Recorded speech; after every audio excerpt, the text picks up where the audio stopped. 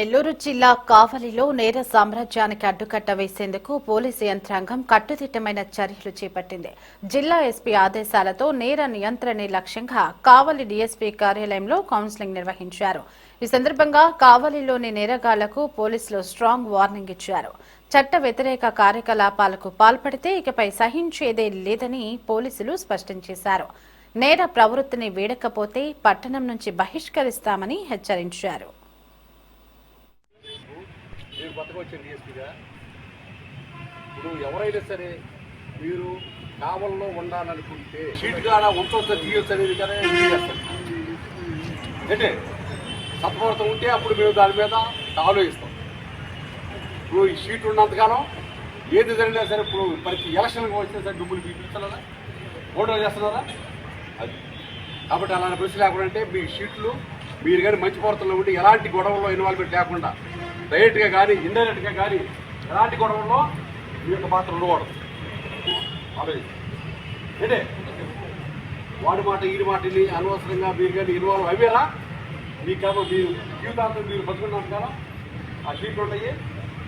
ఏ ప్రతి సందర్భంలో మిమ్మల్ని పోలీసులు పిలుస్తారు, ప్రతి సండే పిలుస్తారు, బండ్రోలు జరుగుతుంది. అర్థమైందా? ఈరోజు సండే రోజున ఈ కావలి 1 టౌన్ పిఎస్ సంబంధించి, అదేవిధంగా 2 టౌన్ పిఎస్ సంబంధించి, అదేవిధంగా కావలి రూరల్ పిఎస్ సంబంధించిన ఎవరైతే రౌడీ షీటర్స్ ఉన్నారో అందరూ కూడా కౌన్సిలింగ్ నిమిత్తం మన కావలి డిఎస్పీ ఆఫీస్కి పిలిపించడం జరిగింది. అందరూ కూడా కౌన్సిలింగ్ నిర్వహించాం. అంటే వాళ్ళు ఏ పనులు చేస్తున్నారు, ప్రజెంట్ గతంలో వాళ్ళ మీద షీట్లు ఎందుకు ఓపెన్ చేయాల్సి వచ్చింది, వాళ్ళు ఏ నేరాల్లో పాల్గొన్నారు, అదేవిధంగా వాళ్ళు ఇక ముందు కాలంలో ఎలాంటి నేరాల్లో పాల్గొనకుండా ఉండి సత్పథంతో ఉంటే వాళ్ళ మీద ఉన్న షీట్లు తీసేస్తాను కదా మేము ప్రయత్నం చేస్తాము. ఇదే మాట వాళ్ళకు కూడా భరోసా ఇచ్చాము. కాబట్టి ఇక ముందు కాలంలో ఏ షీటర్ కూడా ఎలాంటి నేరాల్లో పాల్గొనకూడదు. అదేవిధంగా పాల్గొనేటట్టయితే పోలీసు వైపు నుంచి చాలా కఠిన చర్యలు ఉంటాయి. ఎంత కఠిన చర్యలు అంటే వాళ్ళు ఆల్రెడీ కావలి వదిలిపెట్టి పారిపోయేంత పరిస్థితుల్లో మేము అలాంటి గట్టి చర్యలు తీసుకుంటాం.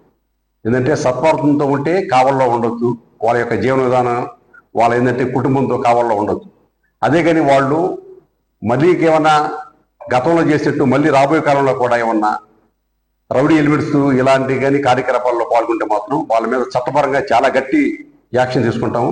అదేవిధంగా వాళ్ళని ఈ కావలి పట్టణం నుంచి బహిష్కరించే చట్ట ప్రకారం బహిష్కరించే చర్యలు కూడా మేము తీసుకుంటాం.